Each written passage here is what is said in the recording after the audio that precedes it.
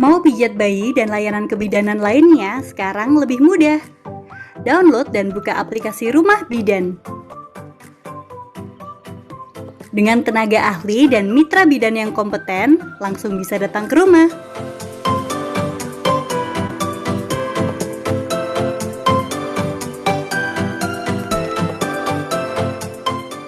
Si kecil senang sekali, bisa dipijat dengan nyaman di rumah saja. Mana ya, Dek, ya?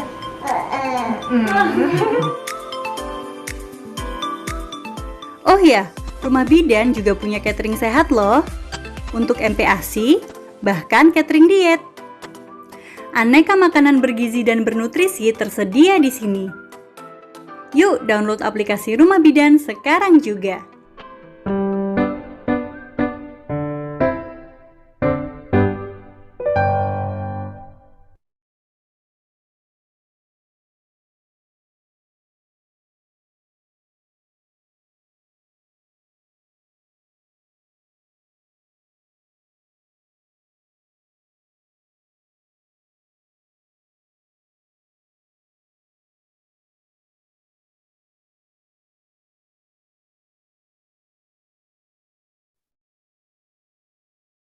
Baik, karena bidan Ana sudah hadir, mungkin kita bisa langsung mulai ke sesi 2. Sebelumnya, selamat datang bidan Ana.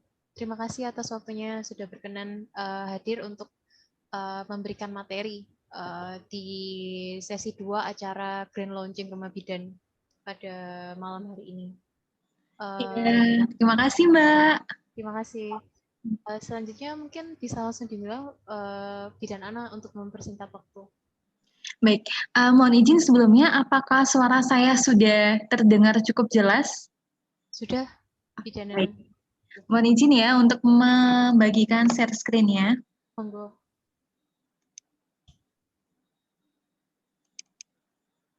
Baik. Untuk PowerPoint-nya apakah sudah terlihat jelas? Sudah, Bu. Sudah jelas.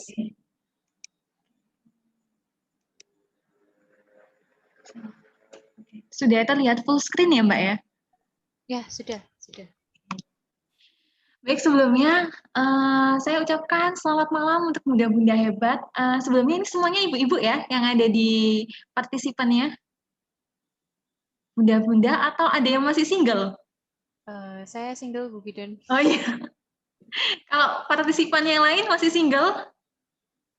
Atau ada yang sudah jadi bunda-bunda hebat? Masih. Oh, masih single, baik. Masih single.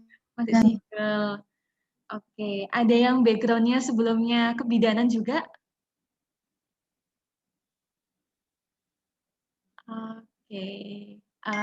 Mohon izin Mbak Moderator, apakah ada background-nya kebidanan juga? Enggak, saya tidak. Bukan. Oke, baik. Kebanyakan ya, ini semuanya awam ya, masyarakat awam ya? Ya, ada beberapa yang alumni kebidanan, Bu Bidan. Oke, baik. Nah, ketika foundernya Bu Bidan Dewi meminta saya untuk menjadi salah satu narasumber di Grand Launching Rumah Bidan, jujur saya suatu kehormatan untuk saya. Terima kasih sebelumnya untuk foundernya Rumah Bidan, Bu Bidan Dewi. Kebetulan satu leading dengan saya, satu angkatan dengan saya di kebidanan. Nah, ketika Bu Bidan Dewi membagikan materinya, diminta materi, coba ngisi tentang kebersihan organ wanita dalam kehidupan sehari-hari.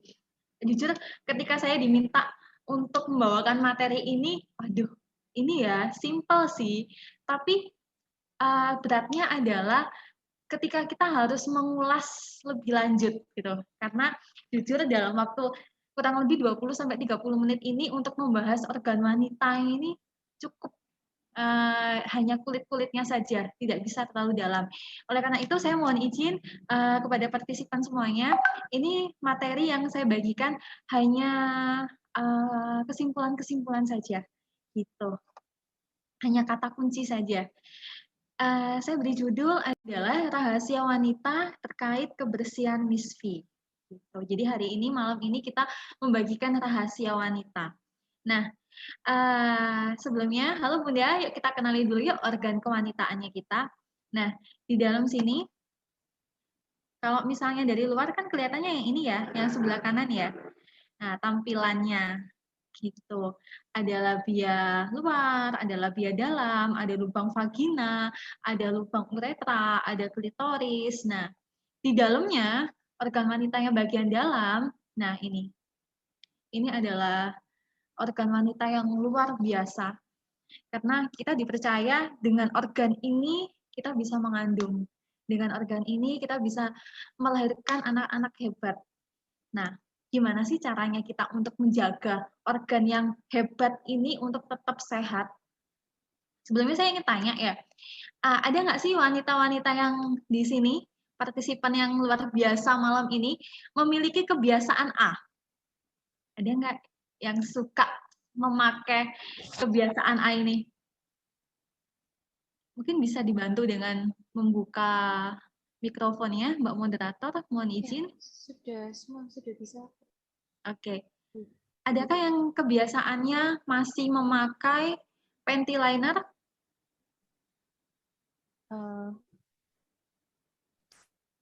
Enggak, Bu. Oh, enggak, alhamdulillah. Yang lainnya? Ya, dulu. Ada yang masih hobi nggak pakai panty line? Enggak, Bu. Ya, oke. Aduh, senang saya kalau misalnya sudah tobat semuanya ya, nggak pakai panty line. Nah, gimana kalau misalnya kebiasaan B? Nah, saya tutup ini mereknya. Ada yang masih suka pakai sabun sirih? Enggak, Bu. Nah, aduh, hebat-hebat ya partisipannya. Ditutup aja gimana sharingnya? Soalnya udah pada hebat semuanya nih. Udah nggak kebiasa pakai panty line, udah nggak kebiasa pakai sabun sirih. Nah, Kalau sabun sirih saya masih pakai, cuman sepekan sekali gitu. Oke, Enggak. aman sekali. Baik. Nah, kalau misalnya ini nih, untuk bunda-bundanya, ya, untuk bunda-bunda ya, bukan untuk single ladies ya. Adakah yang melakukan deteksi ini? Nah, saya yakin pasti jarang. Atau nggak pernah. Mungkin ada yang sebelumnya tahu ini lagi periksa apa sih ini? Posisinya kayak begini. Pap smear ya? Pap smear. Yes. Betul sekali, Ibu. Mohon izin sebelumnya sudah pernah melakukan pap smear, Ibu? Setahun sekali, Bu, bidan. Sekali, aduh, Insya saya bahagia kalau misalnya dengar wanita-wanita bunda-bunda hebat ini melakukan pap smear. Oke, dari total partisipan berapa, Mbak Moderator, hari ini? Sudah 37 yang bergabung. 37, oke. Dari 37 ini, apakah semua bunda-bundanya melakukan pap smear? Tadi ada satu bunda hebat yang sudah melakukan pap smear. Ada yang melakukan IVA mungkin di puskesmas? Oke, baik. Untuk selanjutnya, jadi kebiasaan wanita, misfi dan panty liner. Nah, kebanyakan wanita-wanita itu kenapa sih hobi banget ya pakai panty line?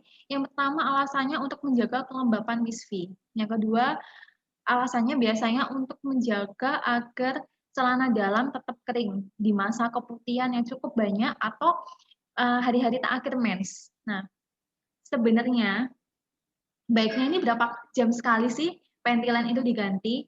Sesuai dengan hasil penelitian, panty line sebaiknya diganti 3-4 jam sekali. Nah, ini kebanyakan wanita-wanita apalagi yang sibuk bekerja, mengganti panty line itu kebiasaannya ya.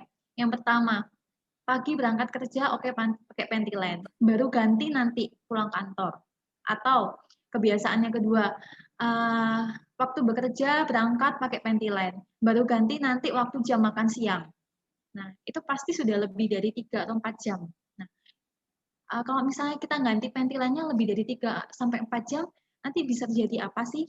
Nah, sebelumnya kita harus tahu dulu rahasia terkait keputihan. Keputihan atau dalam bahasa medis leukor atau fluor albus adalah sebuah cairan yang keluar dari lubang vagina dan belum tentu bersifat patologis atau berbahaya.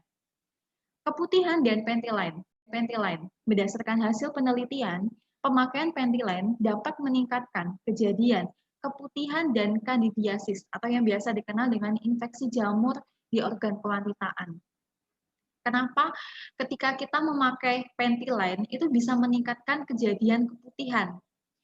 Ventolin menurut penelitian dari Farage tahun 2017 bisa juga menyebabkan adanya peningkatan populasi Eubacterium di vagina sebagai flora normal, sehingga bisa memicu terjadinya pertumbuhan organisme penyebab keputihan. Dan penggunaan Ventolin juga dapat mentransfer flora seperti E. coli ke dalam vagina, dan pemakaian Ventolin yang tidak ada non-breathable, dalam arti tidak ada udara yang masuk, jadinya sehingga bisa menyebabkan peningkatan resiko kandidiasis atau infeksi jamur. Nah, ini nih, ada 2 keputihan. Yang satu yang sebelah kiri keputihan A, yang sebelah kanan keputihan B. Yang ingin saya tanyakan, manakah keputihan yang sering dialami oleh bunda-bunda hebat di sini? Yang A atau yang B? Kalau saya yang B sih. Yang B. Yang B ya. Oke, adakah di sini yang mengalami keputihan yang A? Dulu pernah. Dulu pernah, baik. Setelah pada saat merasakan keputihan yang A ya, Bu ya. Keluhannya apa, Bu? Gatel. Gatel. Gatel banget. Gatel banget ya. Oke. Mohon maaf, sampai luka nggak di area vagina? Waktu itu kan habis itu keputihan yang kayak ingus itu terus ke dokter Objin. Jadi diterapi di sana. Jadi alhamdulillah nggak sampai luka. Alhamdulillah, betul banget Ibu. Jadi gini, sebagai wanita kita harus paham, ketika keputihan kita di posisi yang mana? Di posisi A atau posisi B? Keputihan dikatakan normal ketika di posisi B. Ketika dia warnanya putih, ketika dia nggak ada gatal, nggak ada bau, itu. Tapi ketika posisi keputihan kita sudah berubah menjadi keputihan A, yang warnanya selain putih, bisa kuning, bisa hijau, kayak ingus, timbul gatal, timbul bau, itulah dia keputihan yang patologis atau keputihan yang berbahaya. Dan ini harus segera dikonsulkan. Itu. Apalagi untuk ibu hamil ya. Jadi untuk ibu hamil waspada banget yang namanya keputihan. Nah, biasanya nih pada saat kehamilan, cairan vagina yang dikeluarkan itu akan lebih banyak. Tapi harus dilihat, yang dikeluarkan ini dia golongannya A atau yang B. Ketika dia sudah masuk di golongannya A, harus segera yang namanya konsul ke spesialis kandungan. Karena apa? Keputihan yang patologis atau keputihan yang berbahaya seperti yang A ini, yang tidak normal, itu bisa meningkatkan kejadian persalinan sebelum waktunya atau prematur. Jadi untuk wanita-wanita hebat yang ada di grand launching-nya, kita harus tahu nih, pada saat hamil, kita ada di posisi keputihan yang mana? Keputihan yang A atau yang B? Ketika kita ada di keputihan yang B, oke, aman nih.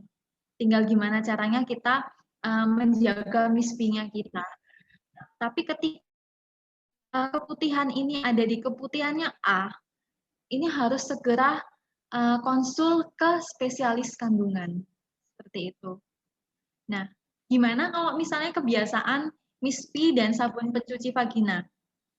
Alasan kebanyakan wanita memakai sabun pencuci vagina itu supaya vaginanya lebih lembab gitu atau lebih kerasa kesep.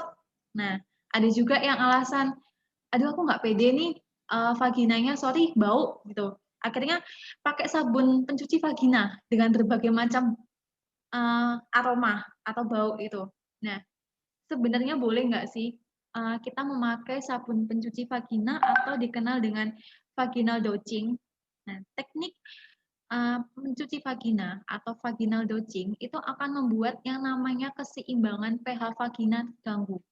Apalagi kalau misalnya vaginal douching ini dijadikan kebiasaan. Sama dengan menggunakan Ventolin. Pakai Ventolin boleh nggak? Boleh, asalkan tidak jadi kebiasaan. Penggunaan Ventolin itu maksimal 1 minggu. Lebih dari itu, sesuai dengan hasil penelitian, tidak direkomendasikan. Itu. Dan kalaupun harus pakai panty line, ingat ada waktunya, ada time-nya. Maksimal 4 jam. Lebih dari itu harus ganti. Kalau nggak gitu, nanti timbullah kerusakan pH vagina, akhirnya timbullah keluhan, mulai dari iritasi sampai dengan infeksi. Nah, ini rahasia terkait vaginal douching. Sebenarnya kandungan sabun pembersih vagina itu umumnya mengandung bahan aktif yang dominan. Di antaranya ada asam asetat, asam laktat, yodium povidon. Nah, kandungan ini bisa mengganggu yang namanya keseimbangan pH dalam vagina. Apabila keseimbangan pH dalam vagina terganggu, akan menyebabkan kuman. Kuman ini yang bersifatnya parasit atau berusaknya merugikan dari luar untuk masuk dan menyebabkan iritasi. Sehingga ketika iritasi timbul bisa menyebabkan infeksi dan peradangan. Dan untuk sabun mandi merupakan senyawa yang sifatnya basah.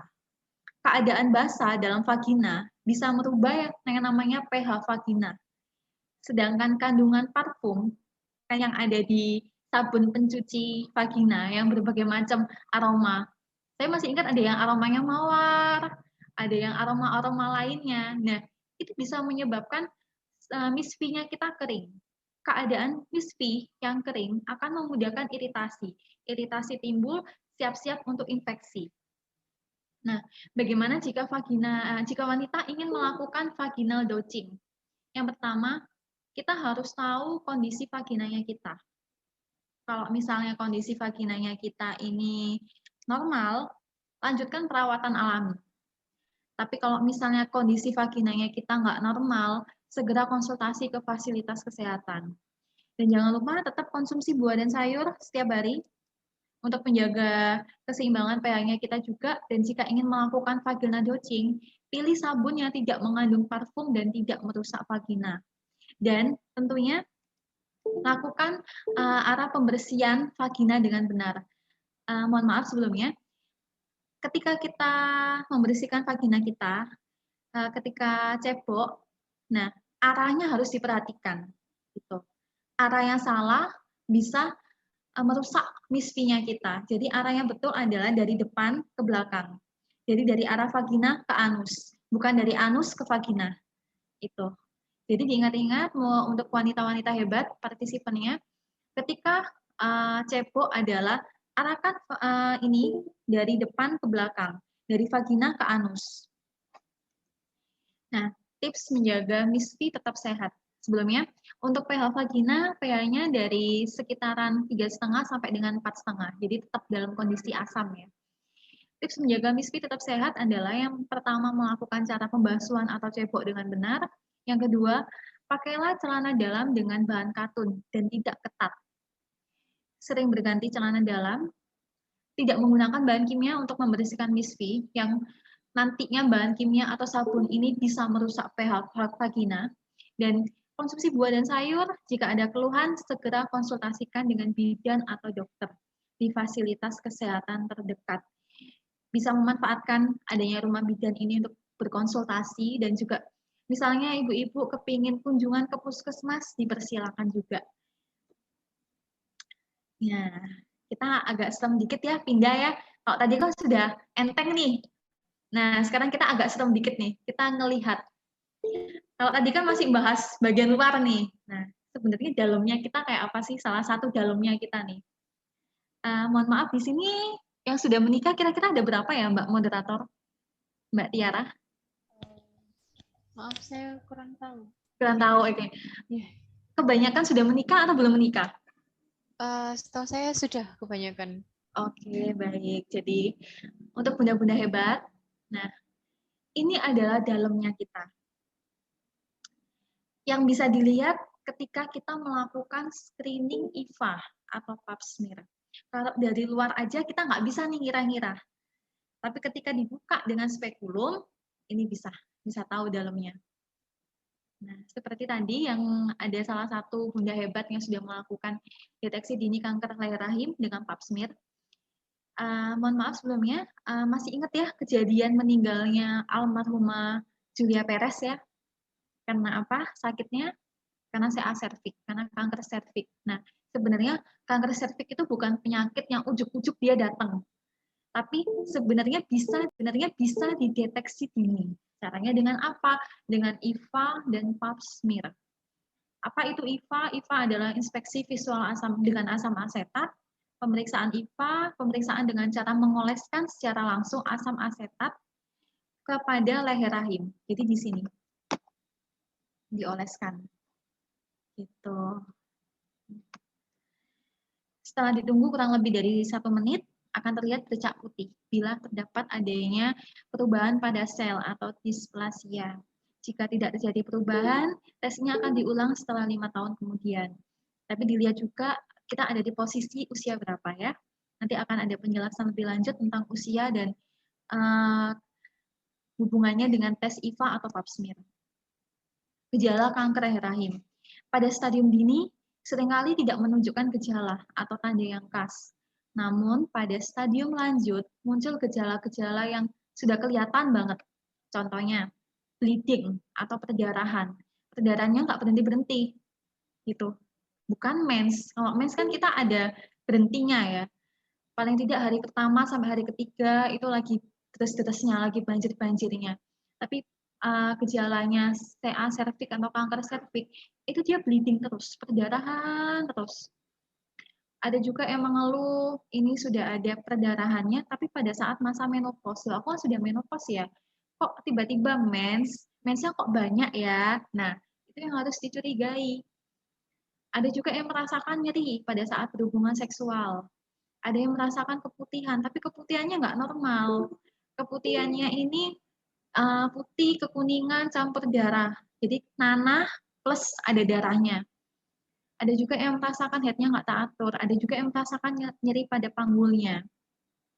Nah, bedanya dengan IVA dan pap smear. Kalau IVA metodenya sangat sederhana, yaitu mengoleskan asam cuka, tapi kalau pap smear dia lebih detail lagi pemeriksaannya, yaitu pengambilan jaringan atau sel pada leher rahim.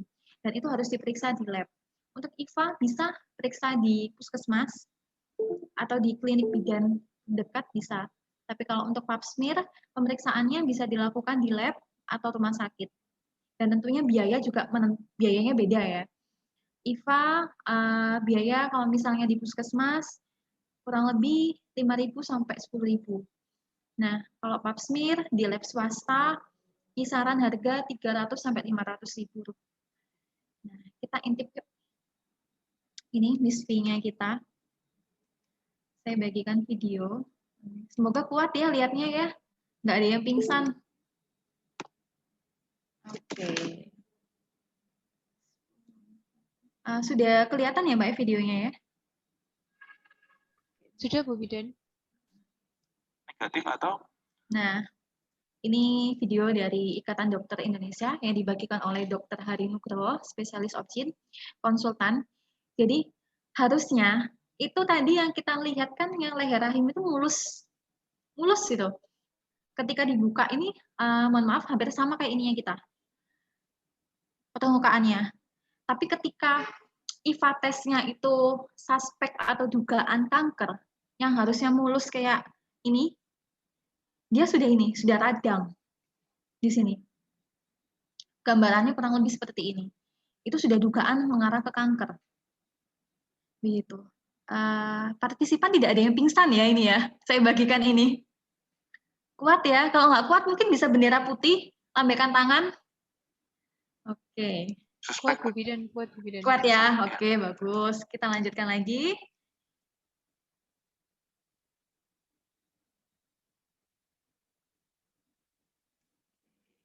Ya, diputar kemudian. Nah, posisinya ini naik ini seperti posisi melahirkan.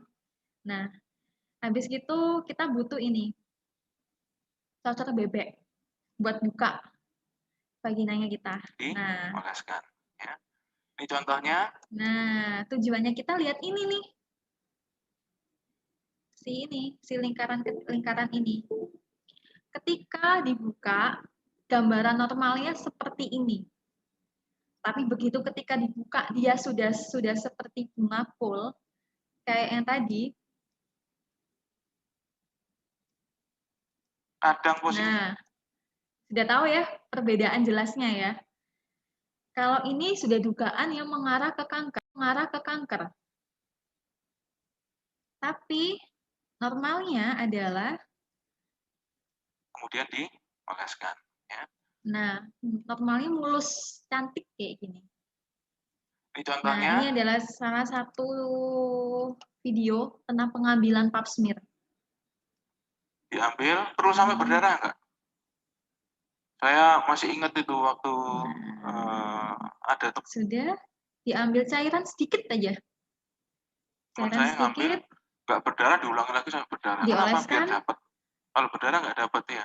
Justru yang kita ambil adalah sel epitelnya. Sel disemprot. epitelnya ada warnanya nggak? Nggak ada. Ya kalau sampai berdarah berarti kita ngambil sampai stromanya ya, sampai dalam ya. Jadi nggak perlu berdarah. Masuk di sudah disemprot, langsung dianalisa ke lab. Nah, gambarannya yang dalam yang harus kita intip itu yang ini. Kita nggak bisa ngira-ngira. Kalau misalnya orang tensi, bisa ya, langsung tensi gini.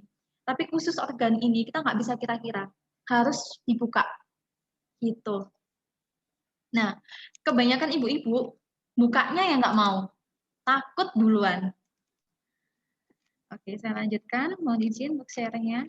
Sharing saya.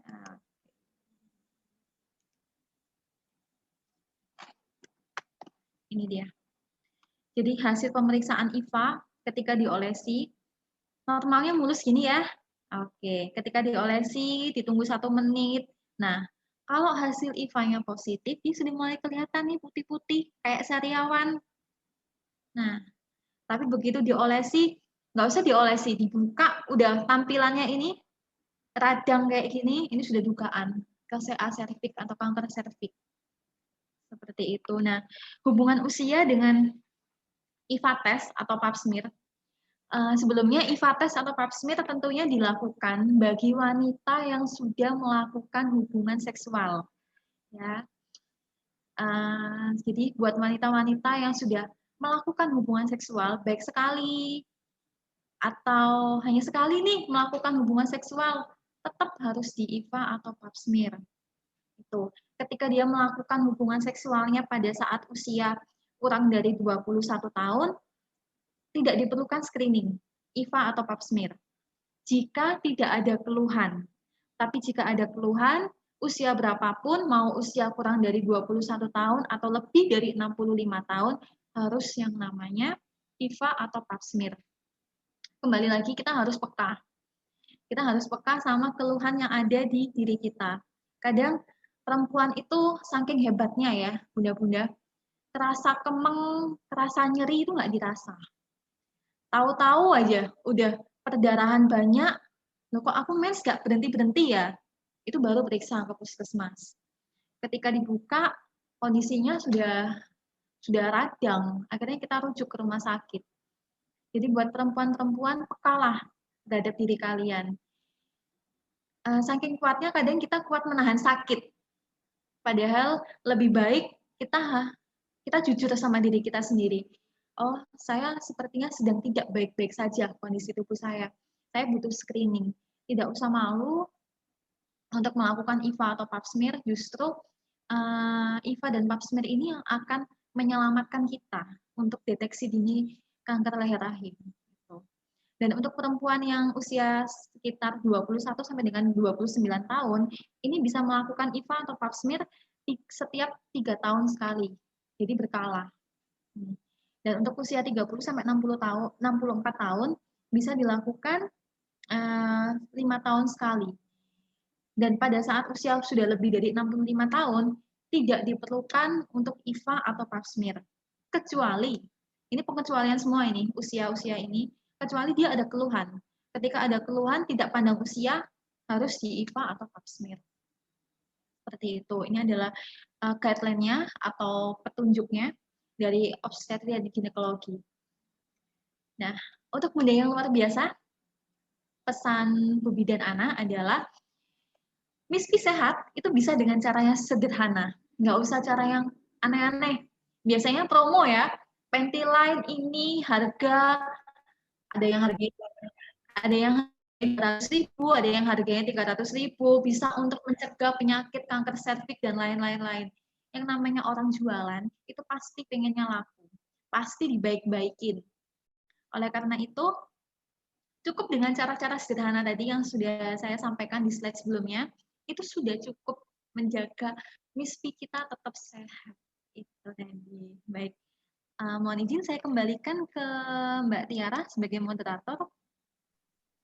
Baik, terima kasih Bu Bidan atas materinya yang sangat bermanfaat. Setelah ini akan dilanjutkan sesi tanya jawab, Bu Bidan. Ini sudah ada yang masuk tadi. Sebentar saya cari. Pertanyaan dari Ibu Novinani.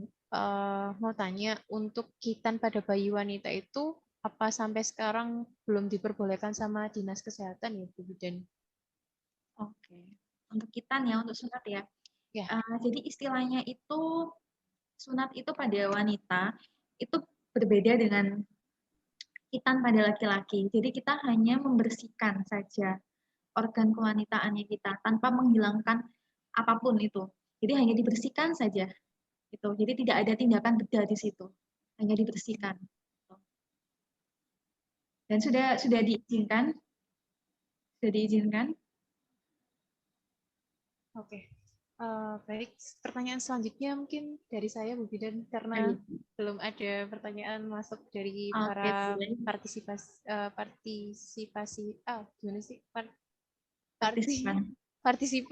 Mohon maaf. Kayaknya sudah ini ya, oleng ya Mbak, lihat tadi ya Mbak.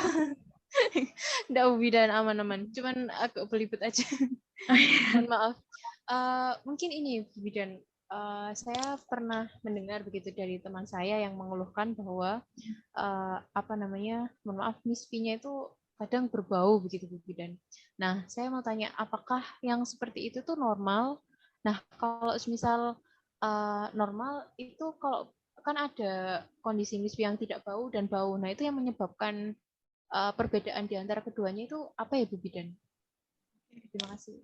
Temannya berarti usia 20 tahun ke atas ya? Iya. Oke, sudah menikah belum?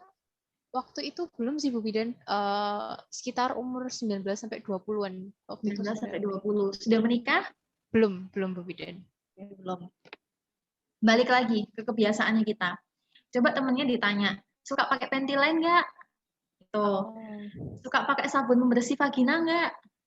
Atau dia ganti celana dalamnya berapa kali? Nah, jadi bau pada vagina, mohon maaf, bau pada vagina itu tergantung kebiasaannya kita. Itu tergantung kebiasaannya kita. Kalau misalnya kita nggak neko-neko, nggak macem-macem, nggak pakai panty line, nggak pakai sabun pembersih yang bisa sampai merusak pH vagina, itu dia tetap stay dengan mohon maaf bau khasnya vagina. Gitu. Vagina punya bau khas. Gitu. Asalkan dia tidak sampai bau menyengat, mohon maaf baunya agak busuk itu nggak apa-apa. Memang dia bau khasnya seperti itu, bau khasnya vagina. Tuh. Ini di kolom chat ada pertanyaan sepertinya. Oh ya, Bu Bidan ada pertanyaan dari Mbak Dila. Oke. Mau tanya Kak, bagaimana dengan area vagina yang sudah terlanjur kena gatal? Oke. Kalau misalnya gatal, area vagina yang mana nih? Nah, berarti kalau misalnya area vagina yang di luar, coba diperiksakan ya ke bidan yang ada bisa di klinik bidan, bisa di puskesmas. Dia golongan gatalnya kenapa? Kebanyakan sih pasien-pasien yang gatal di area vagina itu karena jamur. Nah, kalau dia sudah hubungannya sama jamur, kita kembali lagi nih, kebiasaan personal hygiene-nya itu gimana? Sering ganti celana dalam nggak? Gitu. Kadang-kadang kalau misalnya habis BAK atau BAB basah, tetap dipakai nggak celana dalamnya? Nah, kalau tetap dipakai sampai pulang kerja, sampai pulang kuliah, baru ganti, itu kebanyakan kebiasaannya seperti itu yang akan meningkatkan kejadian jamur. Atau biasanya nih perempuan-perempuan nih suka pakai celana dalamnya ketat banget. Nah, itu juga bisa bikin jamur. Gitu. Kalau untuk pertanyaannya Mbak Erni Sofia, anak saya umur 5 tahun, Bu, tapi vaginanya kadang bau. Jadi saya bersihkan pakai sabun kadang-kadang. Itu kenapa ya, Bu? Oke.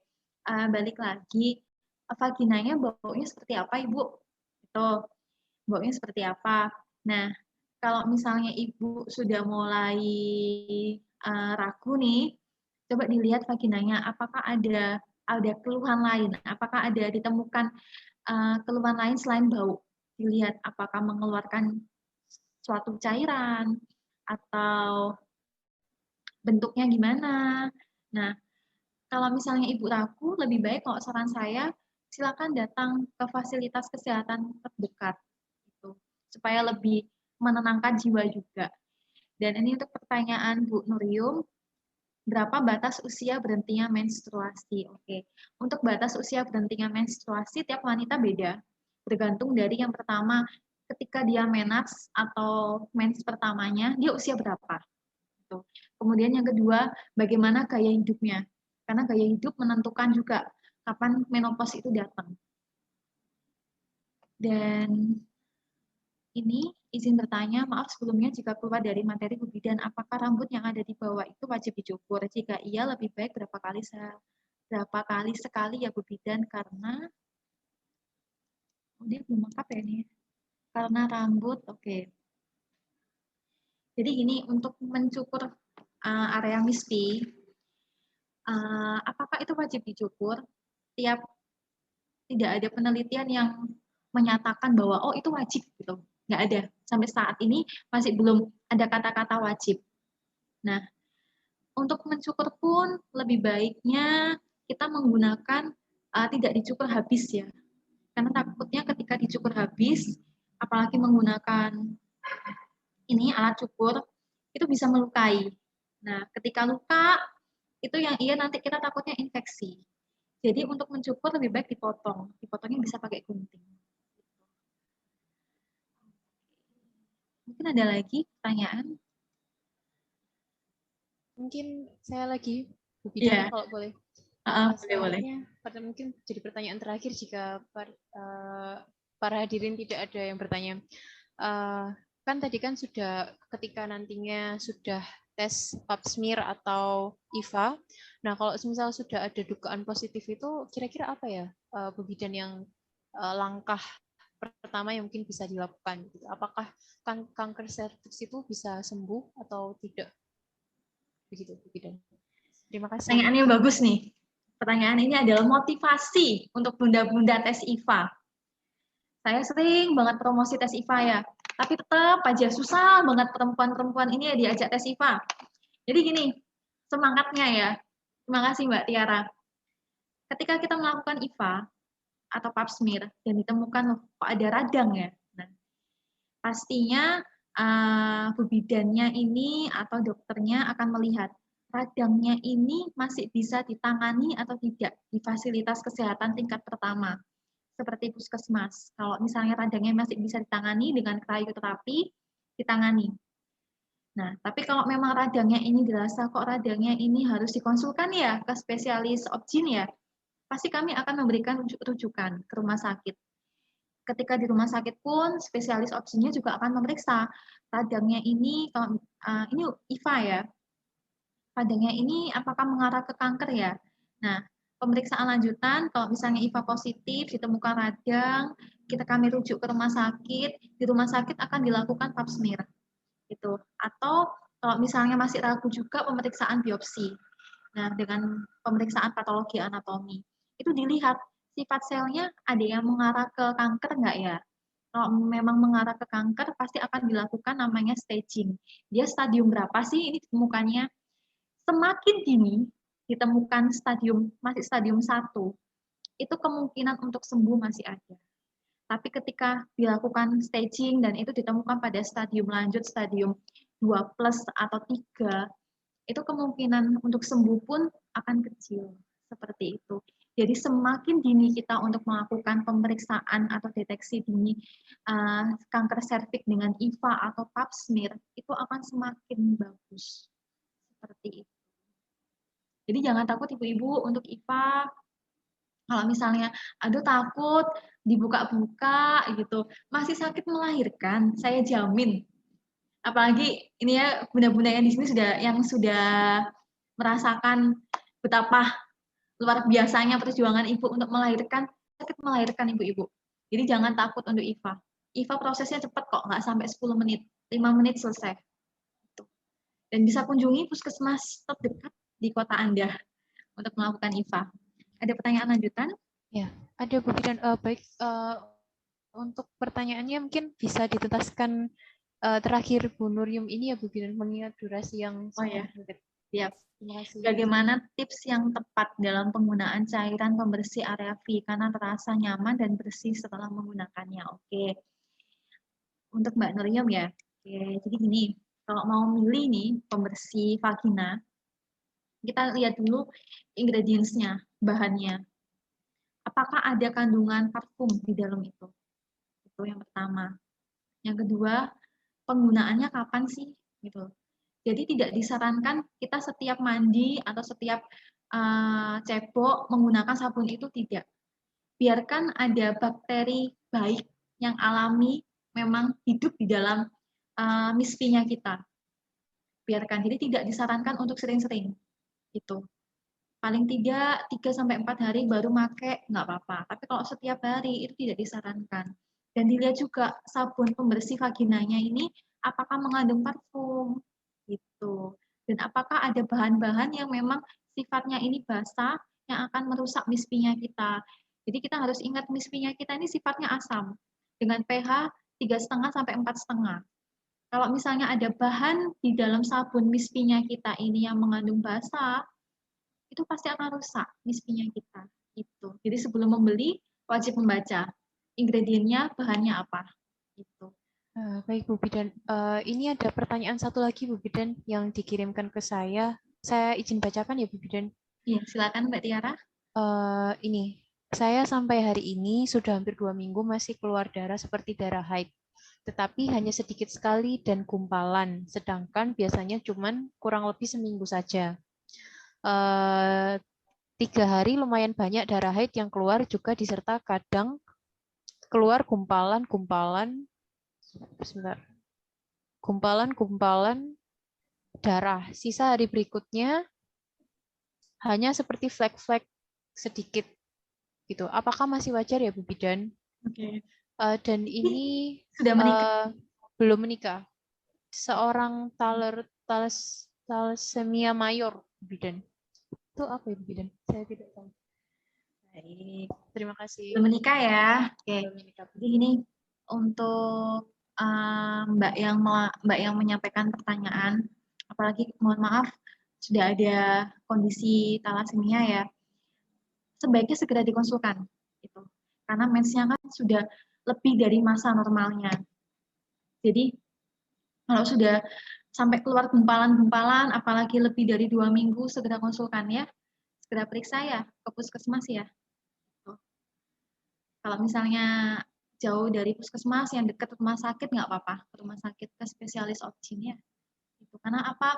Karena kalau misalnya kita keluar darah terus-terusan, apalagi sampai gumpalan-gumpalan, itu bisa anemia.